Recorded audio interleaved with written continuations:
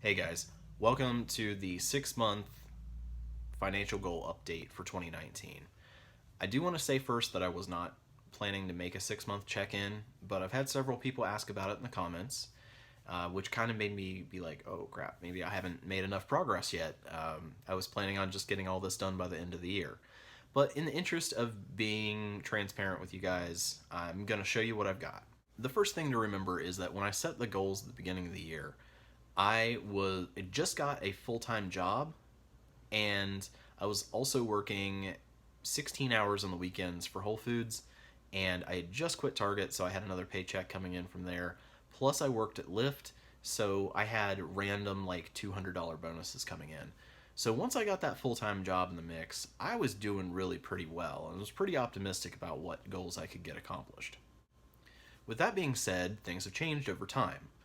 Lyft laid me off after the IPO, and my last day there was June 1st, so I've lost that part-time income. I also quit at Whole Foods, which I will be eventually making a video about, but it was mostly just they wouldn't work with my schedule, so I couldn't have that side income either, and I'd already quit Target, so I couldn't go back to that. Now I have sort of gone around with different apps and different programs and different side gigs in order to make a little money on the side to get me by, because I don't truthfully make enough on my full-time income to pay everything. But none of those side hustles has exactly worked for what I need, but I'm not going to talk about that here in this video. I am actually going to be making a separate video about all of my side jobs and all of my side hustles from the beginning of the year till now, just explaining how I'm making it work, what I've tried and why it didn't work out, and what I'm doing now. But as far as this 6-month check-in goes, I want to tell you guys where I've got. So the two main goals that I had were to pay off my credit card debt, to pay the small credit card off completely, and to take the big credit card and get it down to $2,000.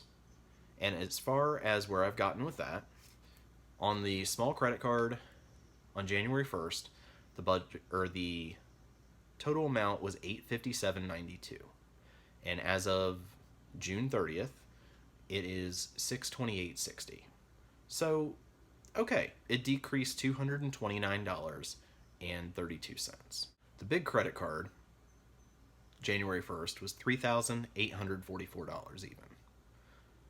June 30th, $3,801.31. So that one only reduced by $42.69. So overall, I've decreased the credit card debt this year by a little more than $250. And that's not great, but there is a contributing factor to that, which I'm going to talk about here in a bit. Now, my other thing that I really wanted to do was just hoard money. And that's just because I needed to get that net worth up. I needed to get myself financially stable. So that meant putting money, especially into the emergency fund. And that is something that I have had quite a bit of success with.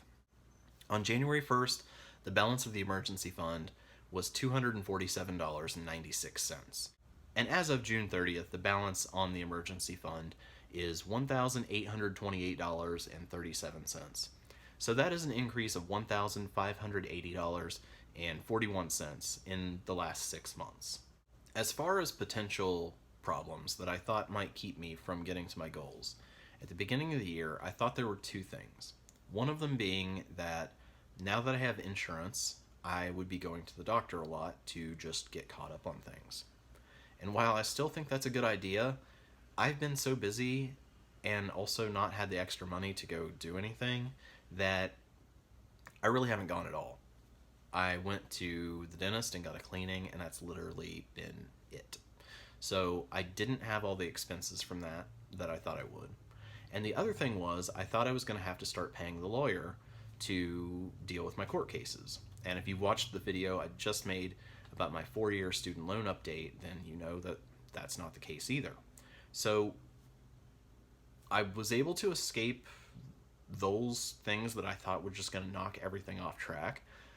But there were two things, maybe three, that did actually knock things off track. And the first one is just my income.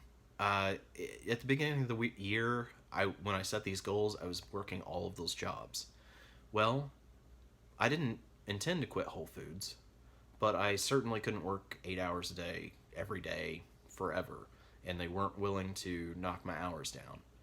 And when I quit, I thought I had things lined up where I could do some app-based things. And again, I'll explain this in my side hustle video, but that didn't turn out to be the case.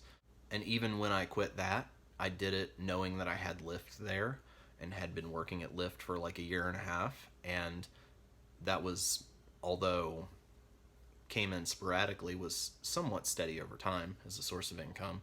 And then that was eliminated too. So things have been pretty tight, and that has contributed to how much extra money I can put toward paying off debt or just keeping money in savings. But the other more complicated thing that has sort of knocked everything off track is that I have to move out of my apartment. And let me just explain that I feel like the two things that have really allowed me to work on my finances is that I have a stable, steady job and therefore income, and that I have a stable place to live. Now, I don't like my apartment. I don't like the neighborhood. It's not nice, but it's a place where I can lay everything out, get everything organized, use as a base of operations, and I've been here like 3.5 years. It's also relatively cheap for Columbus, so I would stay here just for the savings and money, if nothing else. The problem is, our apartment complex has decided that, number one, they're switching to income-based apartments, and I make too much. And number two, they're renovating. And I heard about the renovations first, and usually if an apartment renovates, they're going to jack up the rent. That's what I was afraid of. And when I started looking at other apartments, because I was like, well, I can't afford a rent increase, I realized that I can't afford another apartment either. So I've been freaking out trying to find something, looking, well, do I move far out into the country, but then I have to pay for all the extra miles I drive?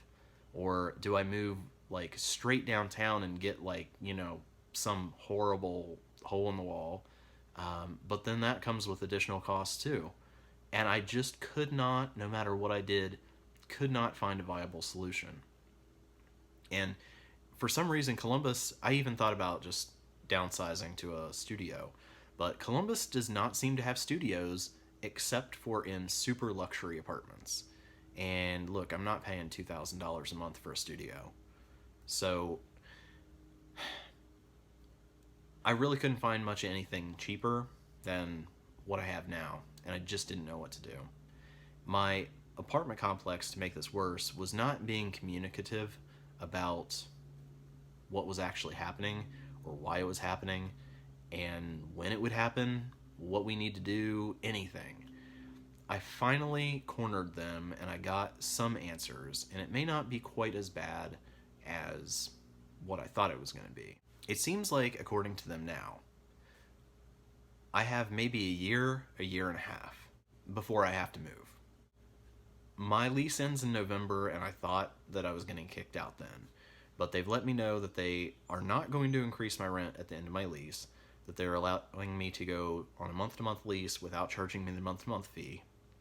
They've also told me that whether I move out of here because of this or whether I move to another apartment in the complex, that they will be paying my moving expenses, but I do have to box all of my stuff myself.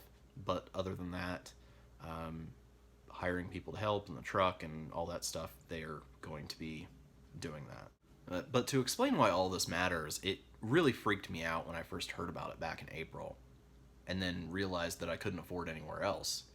Because I'm like, I'm going to lose the new job that I just got because I'm not going to be able to afford to live in Columbus, and I'm going to have to move back to West Virginia and get a job for $7 an hour. Like, that's kind of the thought process that was going through my mind. This all factors in because when I started the new job in January, sometimes I had the option for overtime.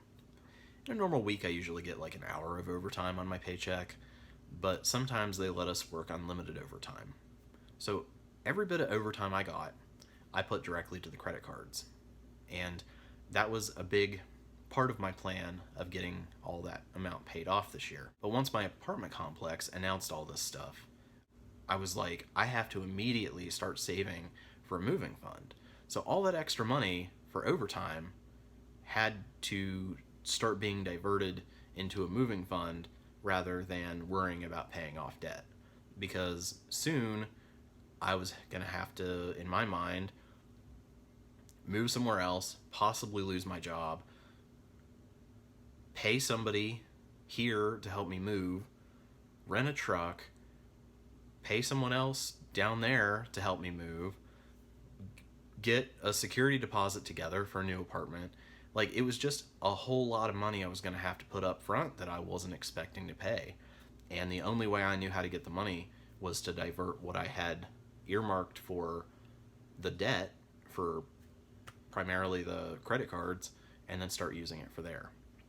So that was in April that I found this out, and it's been April, May, June, and now part of July that really it was just this week that I finally got the apartment complex to communicate with me and tell me a little bit about what's going on. So I now understand that I don't have to do this for the most part. I want to save some just in case because I don't totally trust them, but it's not as much of an emergency as I thought it was. And now I can go back to putting that overtime back toward getting this debt paid off. So after getting past that, there is at least one good thing happening, and that is unlimited overtime is back at work. So starting next week, I will be coming in an hour early and staying an hour late every day. And then one of my 2 days off, I'm just going to work a solid 8-hour work day from home. And that means that I'm going to have 18 hours per week in overtime. And doing that for, I think that comes out to $1,700 and some dollars extra per month, which obviously is going to make up for what I needed the part-time job for, since I'm not able to fully live on just my full-time income, but it's going to be a lot more than that. So I will have to actually see what the paychecks are after taxes and just sort of see what I have left at the pay periods when the pay periods end. But whatever I have left will be a few $100s every pay period, and I should be able to put that directly toward either paying toward the emergency fund or paying off debt, probably a mixture of both. And I hope, as far as I know, this is going to be for the rest of the year. So if I can do July, August, September, October, November, December, what's that, 6 or 7 months, I'm going to be able to basically put $6,000, $7,000, $8,000 extra dollars extra toward debt, which potentially will get me to my goals and get my emergency fund up to where I need it to be. So I'm really looking forward to this. I mean, I've got my little side hustles right now, but as of this time, this is much more profitable than that.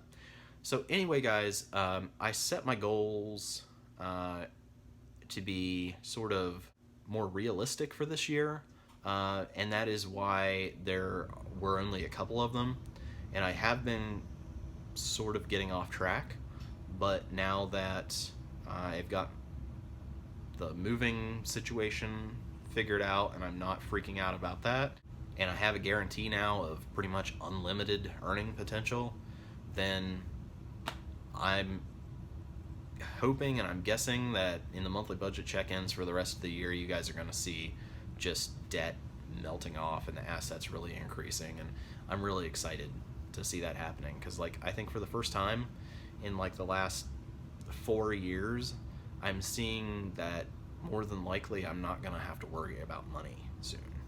So that's awesome. Anyway, guys, I really appreciate you watching. At the end of the year, either very, very late December or early January, I'll wrap this up and tell you how I finish this up for the year, but hopefully you guys will see that beforehand. Just watch my net worth in my budget reviews, and also when we go over debts and assets on there, you should be able to see how it's going along the way. But stick around to the end of the year and you'll get that dedicated update. And thank you guys for watching.